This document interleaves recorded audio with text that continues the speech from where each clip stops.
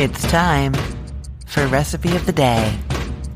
Look at the picture of these chicken wings. Do you believe that they weren't deep fried? They were baked, but using a very special new process that I've developed. It is unbelievable. So you've probably heard me talk about the baking powder wings. If you've heard of that before, if you've tried that before, you know it works. You mix the chicken wings with like a little bit of baking powder and salt, and the baking powder changes the chemistry of the skin and makes it crisp up better when they're baking. For this, what actually happened was I was trying to brine chicken wings in like a wet salt water solution. And the result of that, which is what I wanted, was some really well-seasoned wings with flavor all the way through, extra juicy meat, like you get from brining. But the skin wasn't crisping up. And so on a whim, I thought I'll throw some baking powder into that saltwater brine and see what happens. What happened was insanely crispy skin, little air pockets bubbled up.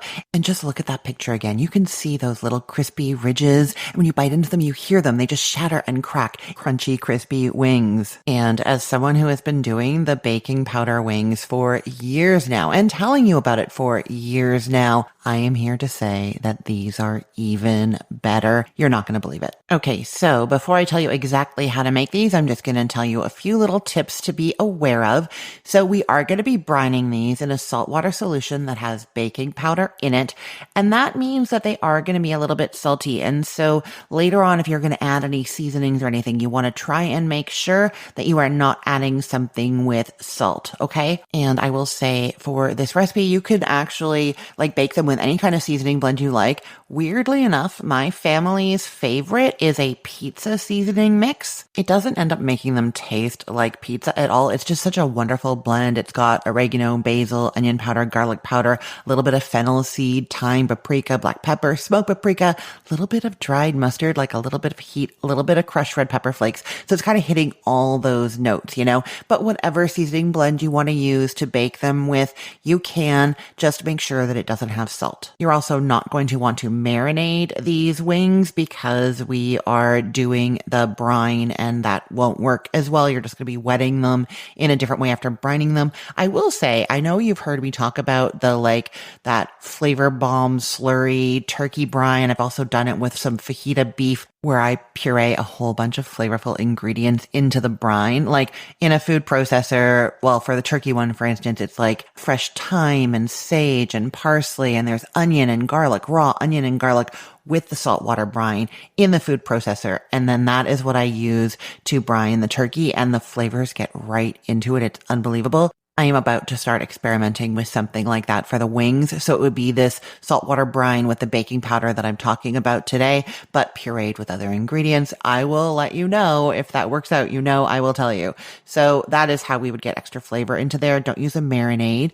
And we're going to be doing that double baking process the same way that we do with the baking powder wings, where after brining them in this case, they are going to go in a low oven for a little while, which helps to dry them out and helps get that baking powder working.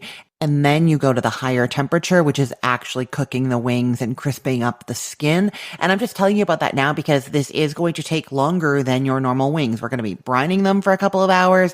Then they're going to be in the low oven for a little while, and then they're going to be cooking. So when that game day comes, when you want to make these wings, just make sure you're starting early enough in the day. And the final thing that I'll say is I really suggest skipping the sauce on this recipe. After they're done cooking, you can toss them with your buffalo wing sauce or whatever it is.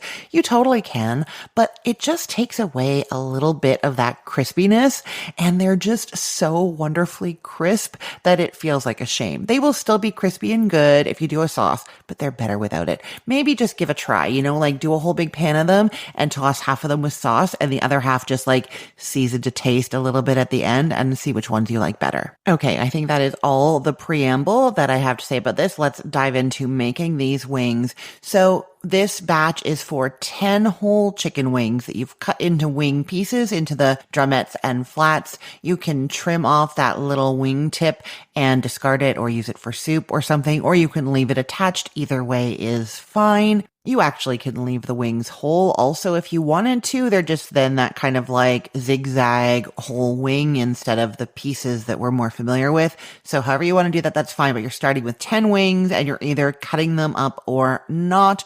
If you've cut them, you will have 20 wing pieces. And for that, you're going to need 4 cups of cold water, just regular tap water or filtered water, whatever you're using, 4 cups of it in a medium-sized bowl, and you're going to add the salt. So it's going to be 4.5 tablespoons of Morton's kosher salt. But remember that the different kinds of kosher salt have different sized crystals, so it's a different amount depending on the kind you have. If you have Dixie Crystals kosher salt instead of the Morton's, you're going to want 6 tablespoons of that.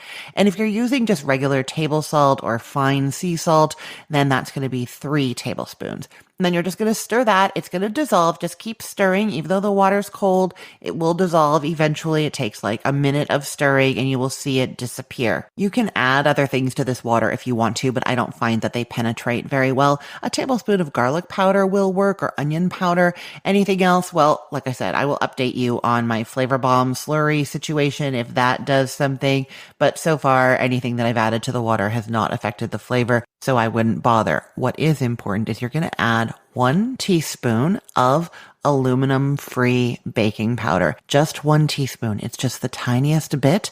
Your regular baking powder that you bake with, just make sure that it is aluminum-free. The Rumford brand is for sure aluminum-free, or you can do your own research and find one. The issue is that some people are sensitive to the aluminum flavor in baking powder, and they can taste it on the wings. I will say less so with this brining procedure than with the more traditional tossing the wings directly with the baking powder, but it's still a consideration, okay? So you add in that teaspoon of baking powder, not baking soda, baking powder. If you are in a country other than the United States or Canada, I am not talking about bicarbonate soda or bicarb soda. Instead, this is a North American thing, baking powder, which is actually a mixture of baking soda, your bicarbonate soda, with cream of tartar. So you're going to want to mix together 2 parts of cream of tartar to 1 part of that bicarb soda. And I have just suddenly realized that I totally need to back up and experiment using just baking soda for this,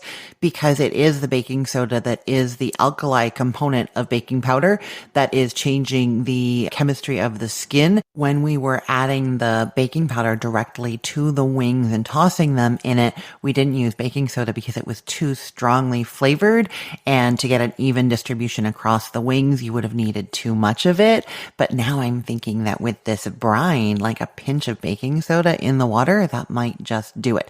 But anyhow, for now, it is baking powder. It is 1 teaspoon. And if you are in another country other than Canada or the US, you are mixing your own mixture of bicarb soda with the cream of tartar so that you're not just using straight bicarb soda, okay? Okay, so now your salt has dissolved in the water. You've added your baking powder to it, and then you're adding your 20 wing pieces into there.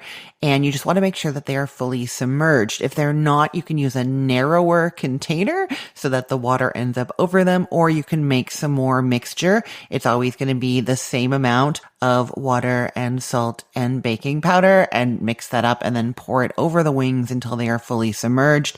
And then you refrigerate that for 2 hours. You don't want to do too much more than that because the wings will get too salty, okay?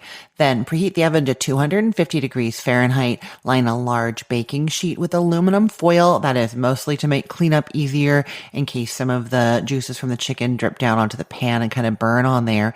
Then top that foil-lined pan with an oven-safe rack. We're going to be putting our wings on there so the air circulates all around them.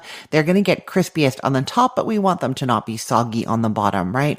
I do like to lightly oil the rack. It does help them to not stick on there when we're taking them off later. We don't want to lose any of our crispy skin to the rack, okay? Then take the wings out of the salt mixture and pat them dry with some paper towel. If you're using a seasoning blend like that pizza blend or whatever you're going to use, then you put the wings into a bowl and add your seasoning blend. For that pizza seasoning, I use 3 teaspoons, but what I do is I put the wings in a bowl and then I add 1 teaspoon of the blend and toss the wings, then add a 2nd teaspoon, toss the wings, 3rd teaspoon, toss the wings, and they just get a more even coating. Then arrange the wings on that prepared rack. You want like the sides that have the most skin upwards. Okay. So the less skin side down, and then they go into that 250-degree Fahrenheit oven for 30 minutes. That is where we're sort of drying out the skin and letting that baking powder really start to take effect. Then without opening the oven, increase the oven temperature to 425 degrees Fahrenheit and cook until the wings are golden brown and crispy on the outside. It's going to be 40 to 50 minutes more. I'm just going to say, make sure that your oven is at 425 degrees Fahrenheit, like use an oven thermometer, or if you know that your oven runs low or high, you can adjust that temperature here, because if your oven's actually at like 400 and you think it's 425, they're not going to get as crispy and brown. And my old oven, I got a new one not that long ago. My old one ran low. And so I would actually do them at 425 for the first half an hour or so. And then I would crank it up to 475 and get them to brown nice. So, if at the 40 to 50 minute mark, they're not really brown, crank it up a little bit higher, get them nice and crisp. You're not going to believe it. Like as they're cooking, you can see these little bubbles forming and it's just getting crispy in front of your eyes. So amazing. Okay. Once that is done, you take them out of the oven. I like to use some metal tongs to kind of slide right under the wing and dislodge any skin that has stuck.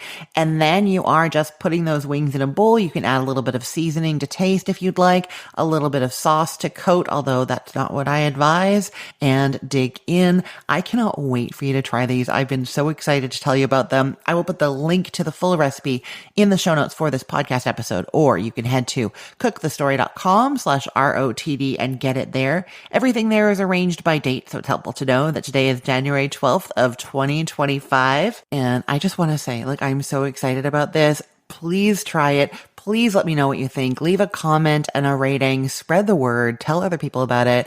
I really think this is going to revolutionize everybody's game day wing action this year. So exciting. I'm Christine Pittman from cookthestory.com, thecookful.com, the all-new chicken cookbook, and from this podcast, Recipe of the Day. I hope you have a great day. Let's get cooking.